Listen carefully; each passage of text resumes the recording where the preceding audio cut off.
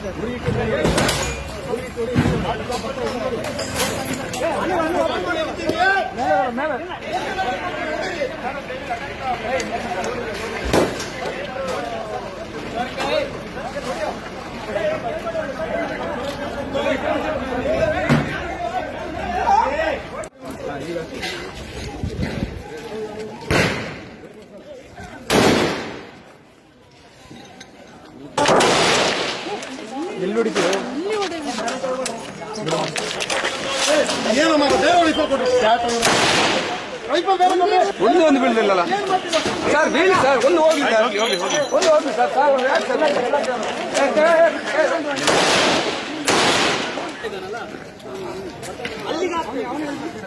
ಸಾಮಾನ್ಯ ಬೀಳ್ಬೇಕು ಸರಿ. ಸಾಮಾನ್ಯ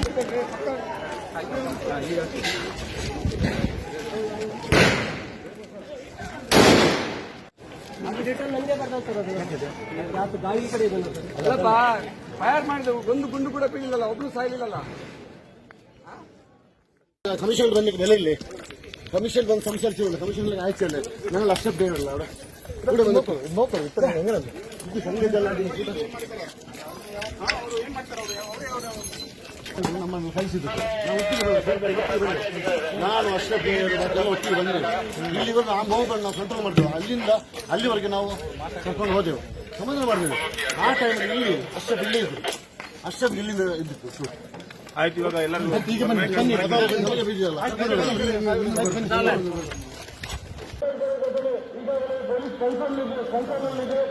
ದಯವಿಟ್ಟು ನಮ್ಮ ಮುಸ್ಲಿಂ ಸಹೋದರರು, ಮುಸ್ಲಿಂ ಯುವಕರು ಈ ಕೂಡಲೇ ನಿಮ್ಮನ್ನು ಮನೆಗೆ ತೆರಳಬೇಕು. ಯಾರು ಕೂಡ ಮಾರ್ಗದ ಬದಿಯಲ್ಲಿ ನಿಲ್ಬಾರ್ದು. ಒಂದೇ ರೀತಿಯ ಪೊಲೀಸರು ಅವರ ಸೂಕ್ತ ಕ್ರಮವನ್ನು ಸಕ್ರಮವಾಗಿ ಪರಿಶೀಲಿಸಲಿದ್ದಾರೆ. ದಯವಿಟ್ಟು ಪೊಲೀಸರು ಅವರ ಸೂಕ್ತ ಕ್ರಮ ತೆಗೆದುಕೊಳ್ಳಿ. ದಯವಿಟ್ಟು ನಿಮ್ಮನ್ನು ಮನೆಗೆ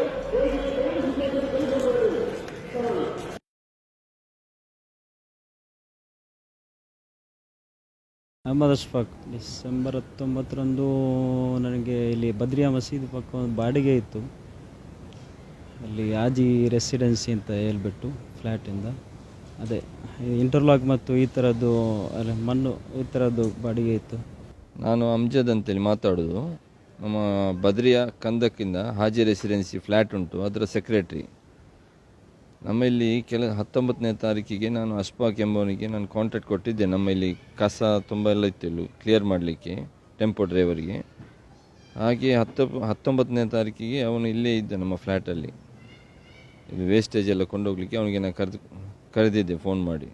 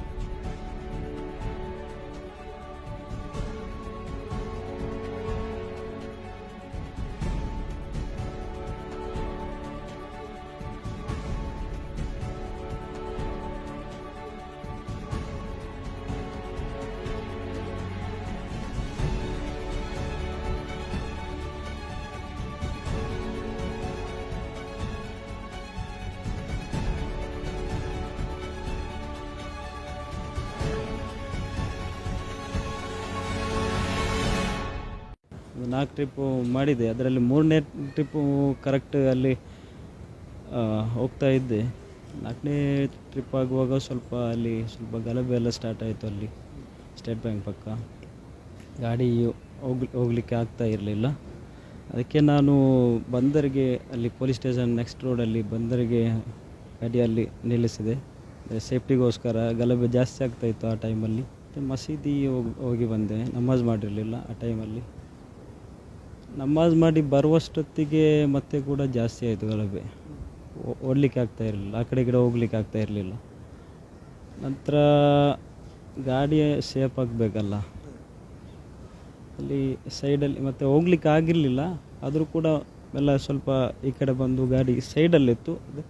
ಪಾರ್ಕಿಂಗಲ್ಲಿ ನಿಲ್ಲಿಸುವ ಅಂತ 2-3 ಗಾಡಿಯಲ್ಲಿ ಪಾರ್ಕಿಂಗ್ ಮಾಡಿದ್ದು. ಅದೆರಡಲ್ಲಿ ನಿಲ್ಲಿಸಿ ಬಂದೆ ನಾನು. ಮತ್ತು ನನ್ನಷ್ಟಿಗೆ ಬಂದೆ ನಾನು. ಒಂದು 4:15 ಆಗಿದೆ, 4:45 ಒಳಗಡೆ, 4:15 ಆ ಟೈಮಲ್ಲಿ ಕಣ್ಣೂರಿಗೆ ಬಂದುಬಿಟ್ಟೆ. ಅಂದರೆ ಒಂದು ಆಟೋ ಸಿಕ್ತು, ಅಷ್ಟೊತ್ತಿಗೆ ಬಂದೆ. ಮತ್ತು ಬಂದಿದ್ದು ಶನಿವಾರ ನಂತರ ಕರ್ಫ್ಯೂ ಅದು ಸಡ್ಲಾದ ನಂತರ ಬಂದೆ. 3:30 ಗಂಟೆಗೆ ಬಂದಿದ್ದೆ. ಆವಾಗ ಬರುವಷ್ಟರಲ್ಲಿ ಒಂದು 2 ಗೋಣಿಯಲ್ಲಿ ಕೆಳಗಡೆ ಹಾಕಿತ್ತು. ಮತ್ತು ಅದೇ ನಾನು ಮತ್ತೆ ಆ ಕಡೆಗೆ ನೋಡಲಿಲ್ಲ, ಸೀದಾ ಬಂದೆ. ಮತ್ತೆ ಗಾಡಿ ಕಣ್ಣೂರಿಗೆ ತೊಗೊಂಡು ಬಂದೆ. ಗಾಡಿ ಹಂಗೆ ಇತ್ತು, ಫುಲ್ ಲೋಡ್ ಇತ್ತು. ಒಂದು 2 ಗೋಣಿ ಕೆಳಗಡೆ ಚೆಲ್ಲಿತ್ತು. ಅನ್ಲೋಡ್ ಮತ್ತೆ ನಾನು ಅಲ್ಲಿ ಮಾಡಿ ಜಪ್ಪಿನ ಮುಗೇರು ಅಲ್ಲಿ ಪಕ್ಕದಲ್ಲಿ 3 ಟ್ರಿಪ್ ಕರೆಕ್ಟ್ ಆಗಿದೆ, ಅಲ್ಲಿ ಖಾಲಿ ಮಾಡಿ ಬಂದಿದೆ.